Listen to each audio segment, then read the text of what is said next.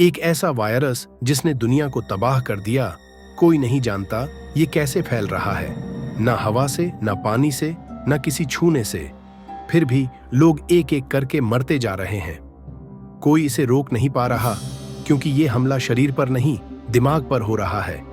एक ऐसा दुश्मन जो दिखता नहीं, बस हमारी सोच में जहर घोलता है। वर्ष 2043। दुनिया पहले जैसी नहीं रही। सड़कों पर सन्नाटा पसरा है, इमारतें खंडहर बन चुकी हैं और इंसानी आवाजें अब विरले ही सुनाई देती हैं। कुछ महीनों पहले तक यह दुनिया एक सामान्य जगह थी, लेकिन फिर अचानक एक ऐसा वायरस फैला जिसने हर चीज बदल दी। कोई नहीं समझ पाया कि यह कैसे फैल रहा है। यह न तो हवा से, न पानी से और न ही किसी शारीरिक संपर्क से फैलता था। परंतु जिसने भी इस वायरस का शिकार होना शुरू किया, वह कुछ ही दिनों में खुद को खत्म कर लेता। लोगों की आंखों में डर था, पर कारण समझ से परे। सरकारें ढह गईं, वैज्ञानिक असमर्थ हो गए और जो लोग जिंदा बचे थे वे खुद को छिपाने में लगे थे। लेकिन इस तबाही के बीच दो लोग इस रहस्य को सुलझाने की कोशिश कर रहे थे। मीरा, एक न्यूरोसाइंटिस्ट, और आरव, एक खोजी पत्रकार। वे यह पता लगाने निकले थे कि आखिर यह वायरस है क्या और इससे कैसे बचा जाए। मुंबई के एक परित्यक्त अस्पताल में मीरा अपने कंप्यूटर स्क्रीन पर नजरें गड़ाए बैठी थी। सामने एक ब्रेन स्कैन था, एक मरे हुए व्यक्ति का। ब्रेन एक्टिविटी असामान्य थी। वायरस शरीर को नष्ट नहीं कर रहा था, बल्कि दिमाग के अंदर किसी छिपे डर को उभार रहा था। मीरा, यह कोई जैविक वायरस नहीं है, यह तो जैसे किसी की चेतना को नियंत्रित कर रहा है।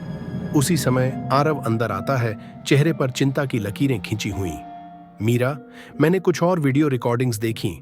मरने से ठीक पहले सब लोग एक ही चीज बड़बड़ा रहे थे, यह मुझे देख रहा है, यह मेरे अंदर है। मीरा ने तुरंत ध्यान दिया। यह महज एक वायरस नहीं था, बल्कि कुछ ऐसा था जो इंसानी दिमाग को ही उसका दुश्मन बना रहा था। मीरा और आरव ने कुछ बचे हुए लोगों से संपर्क किया। जो संक्रमित हुए थे वे धीरे धीरे पागल हो रहे थे, लेकिन उनके शरीर पर कोई फिजिकल असर नहीं था। मीरा ने एक विचार रखा, क्या हो अगर यह वायरस असल में कोई बायोलॉजिकल एंटिटी न होकर एक विचार हो, एक ऐसा विचार जो इंसान के अवचेतन मन में जाकर उसे नष्ट कर देता है। आरव को यह थ्योरी डरावनी लगी, लेकिन पिछले कुछ महीनों की घटनाओं को देखते हुए यह असंभव नहीं लग रही थी। अगर यह सच है तो इसका मतलब इसे रोकने के लिए हमें किसी वैक्सीन की नहीं, बल्कि दिमागी सुरक्षा की जरूरत है। वे दोनों एक बचे हुए वैज्ञानिक डॉक्टर कपूर से मिले, जो गहरे अंडरग्राउंड बंकर में रह रहे थे। डॉक्टर कपूर ने बताया कि यह वायरस दरअसल इंसान के सबसे छुपे डर को जागृत करता है। डॉक्टर कपूर, इंसान के अवचेतन में कई डर होते हैं। अकेले रहने का डर, अंधेरे का डर, असफलता का डर। यह वायरस इन डरों को इतना बढ़ा देता है कि इंसान खुद को खत्म करने पर मजबूर हो जाता है। मीरा और आरव के होश उड़ गए। मीरा, अगर हमें यह पता चल जाए कि कौन सा डर इस वायरस का मुख्य ट्रिगर है, तो शायद इसे रोका जा सकता है।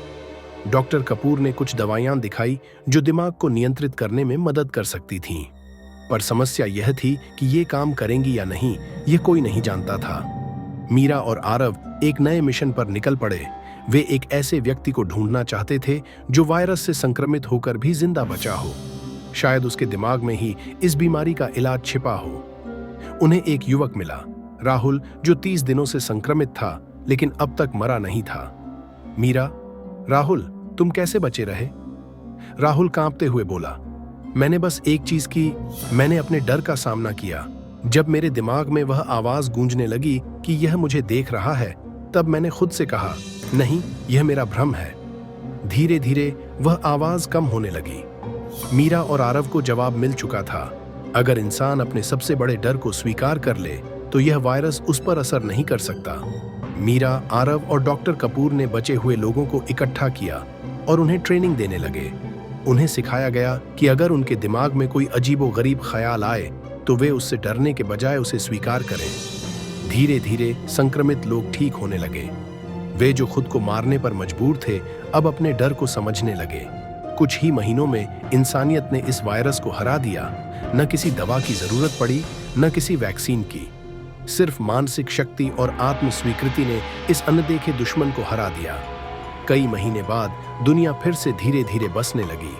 हालांकि यह घटना कभी नहीं भुलाई गई। यह पहली बार था जब इंसानों ने किसी बाहरी शत्रु से नहीं बल्कि अपने ही दिमाग से जंग लड़ी थी और जीती थी। आरव, हम जीत गए मीरा, पर यह जीत हमेशा याद दिलाएगी कि हमारा सबसे बड़ा दुश्मन कोई बाहरी ताकत नहीं बल्कि हमारा खुद का डर हो सकता है। मीरा, आरव और डॉक्टर कपूर को लगा कि उन्होंने वायरस पर काबू पा लिया है, लेकिन चीजें इतनी आसान नहीं थीं। एक रात जब मीरा अपने लैब में अगले शोध पर काम कर रही थी, तभी एक आपातकालीन संदेश आया। यह संदेश दिल्ली में बचे हुए कुछ वैज्ञानिकों से था। हमने वायरस को समझने में एक भयानक गलती की है। यह अभी खत्म नहीं हुआ। हमने सोचा था कि यह सिर्फ डर को ट्रिगर करता है, लेकिन असल में यह कुछ और कर रहा है। जो लोग इस वायरस से ठीक हुए हैं, उनके अंदर कुछ बदल गया है। वे अब पहले जैसे नहीं रहे। मीरा के चेहरे पर पसीना आ गया। क्या वायरस को हराने की उनकी रणनीति सच में सफल थी, या फिर वे किसी और बड़े खतरे को नजरअंदाज कर बैठे थे? मीरा ने तुरंत आरव और डॉक्टर कपूर को बुलाया। आरव, इसका क्या मतलब है? जो लोग ठीक हुए वे अब खतरे में हैं। डॉ कपूर, शायद इससे भी ज्यादा। क्या हो अगर यह वायरस सिर्फ एक मनोवैज्ञानिक डर नहीं था, बल्कि यह असल में इंसान के दिमाग को फिर से प्रोग्राम कर रहा था? मीरा तुरंत उन लोगों के ब्रेन स्कैन देखने लगी जो वायरस से ठीक हो चुके थे। स्क्रीन पर कुछ अजीब दिखाई दिया। उनके ब्रेन वेव पैटर्न पूरी तरह से बदल चुके थे। मीरा, यह तो किसी मशीन के कोड जैसा लग रहा है। मीरा, मतलब यह कि जो लोग बच गए हैं वे अब वैसे इंसान नहीं रहे जैसे पहले थे। उनके दिमाग में कुछ और काम कर रहा है, कोई और शक्ति जो अब तक अनदेखी थी। मीरा, आरव और डॉक्टर कपूर, यह क्या हो रहा है? तभी उनमें से एक व्यक्ति जो पहले ठीक हो चुका था धीरे धीरे आगे आया और बोला, हम अब इंसान नहीं रहे, हम नए युग में प्रवेश कर चुके हैं। आरव का शरीर ठंडा पड़ गया। आरव, क्या यह वायरस इंसान को किसी और चीज में बदल रहा है? मीरा कांपती आवाज में बोली, नहीं, यह सिर्फ डर को नहीं जगाता, यह इंसानों को रीप्रोग्राम कर रहा है। यह वायरस नहीं, यह एक संक्रमण नहीं, यह एक नया रूपांतरण है। अब एक नई सच्चाई सामने थी। यह कोई बीमारी नहीं थी, यह एक योजना थी, एक छिपी हुई ताकत जो इंसानों को बदल रही थी। मीरा, आरव और डॉक्टर कपूर के पास दो ही रास्ते थे, या तो वे भाग जाएं और खुद को बचाने की कोशिश करें, या फिर इस नए खतरे का सामना करें। आरव, हमें इन लोगों को बचाने का कोई तरीका ढूंढना होगा, वरना यह बीमारी नहीं, यह नई सभ्यता बन जाएगी और तब इंसानियत का अंत हो जाएगा। आरव, मीरा और डॉक्टर कपूर दिल्ली के वैज्ञानिकों की प्रयोगशाला में खड़े थे, जहां कुछ लोग जिनकी आंखें कांच जैसी चमक रही थीं, धीरे धीरे उनकी ओर बढ़ रहे थे। हम अब इंसान नहीं रहे, हम नए युग में प्रवेश कर चुके हैं। यह सुनते ही आरव ने अपने कैमरे का रिकॉर्डिंग बटन दबा दिया। यह सबूत था कि वायरस केवल एक बीमारी नहीं, बल्कि कुछ बड़ा करने की योजना थी। मीरा ने धीरे से अपने पॉकेट से एक इंजेक्शन निकाला जो उसने वायरस के खिलाफ तैयार किया था। लेकिन क्या यह इन बदल चुके लोगों पर असर करेगा? डॉ कपूर, हमें यहां से तुरंत निकलना होगा। अगर यह सच में एक मानसिक रीप्रोग्रामिंग है, तो यह हमारे दिमाग पर भी असर कर सकता है। आरव, नहीं, हमें जानना होगा कि इन लोगों में बदलाव कैसे आया, वरना इसे रोकना असंभव होगा। मीरा ने उन बदले हुए लोगों की ब्रेन वेव्स को स्कैन करने के लिए एक पोर्टेबल डिवाइस निकाला। जैसे ही उसने स्कैनिंग शुरू की, स्क्रीन पर एक पैटर्न उभर आया, एक कोड, एक ट्रांसमिशन सिग्नल। मीरा, यह तो रेडियो फ्रीक्वेंसी पर एक्टिवेट हो रहा है। डॉक्टर कपूर ने तुरंत कंप्यूटर पर वह फ्रीक्वेंसी ट्रैक करनी शुरू की। कुछ ही सेकंड में एक लोकेशन सामने आई, लद्दाख के पहाड़ों में एक गुप्त रिसर्च सेंटर। आरव, तो यह वायरस एक नेचुरल डिजास्टर नहीं था, कोई इसे कंट्रोल कर रहा है। मीरा, और वह कोई इसे दूर से एक्टिवेट कर रहा है। इसका मतलब हमें उस सोर्स तक पहुंचना होगा। तीनों तुरंत बचे हुए कुछ लोगों को लेकर लद्दाख की ओर निकल पड़े। रास्ता खतरनाक था, टूटे हुए पुल, वीरान सड़कें और जगह जगह पर बचे हुए संक्रमित लोग। जैसे ही वे रिसर्च सेंटर के पास पहुंचे, मीरा को अचानक सिरदर्द होने लगा। मीरा, मुझे अजीब आवाजें सुनाई दे रही हैं। डॉक्टर कपूर ने तुरंत उसके सिर पर स्कैनर लगाया और चौंक गए। डॉक्टर कपूर, ओह नहीं, यह वायरस तुम पर भी असर करने की कोशिश कर रहा है। आरव, पर यह कैसे हो सकता है? हमने इसे रोकने का तरीका ढूंढ लिया था। डॉ कपूर, क्योंकि यह सिर्फ डर नहीं फैला रहा, ये दिमाग में एक नया सिग्नल इंस्टॉल कर रहा है। यह लोगों को एक नेटवर्क का हिस्सा बना रहा है, जैसे एक हाइव माइंड। मीरा को अचानक याद आया कि उसने पहले ही कुछ अजीब महसूस किया था, लेकिन उसने इसे नजरअंदाज कर दिया था। अब वह भी धीरे धीरे उस नेटवर्क का हिस्सा बन रही थी। रिसर्च सेंटर के अंदर दाखिल होते ही उन्हें एक विशाल कंट्रोल रूम मिला। वहां कई स्क्रीनें थीं जिन पर दुनिया भर के लोगों की ब्रेन वेव्स दिख रही थीं। तभी एक आवाज गूंजी, तुम लोग आखिरकार यहां तक पहुंच ही गए। वे मुड़े और सामने खड़ा था डॉ वेदांत मेहरा, जो कभी एक मशहूर न्यूरोसाइंटिस्ट हुआ करता था, लेकिन अब एक पागल वैज्ञानिक बन चुका था। आरव, तुम ये सब क्यों कर रहे हो? डॉक्टर वेदांत, क्योंकि इंसान हमेशा अपने डर से नियंत्रित होता है। मैंने एक ऐसा वायरस बनाया जो इस डर को हथियार बना सके, लेकिन असली उद्देश्य सिर्फ डर नहीं था। असली उद्देश्य था इंसानियत को एक हाइव माइंड में बदलना, जहां सब एक दूसरे से जुड़े हों, जहां कोई अलग सोच ही ना पाए। मीरा, तुमने इंसानों को मशीन बनाने की कोशिश की? डॉ वेदांत, मशीन नहीं, बल्कि एक नई सभ्यता, जहां न युद्ध होगा, न नफरत, न लालच, बस एकता। आरव, लेकिन यह एकता नहीं, यह गुलामी है। मीरा और आरव ने कंट्रोल पैनल की तरफ देखा।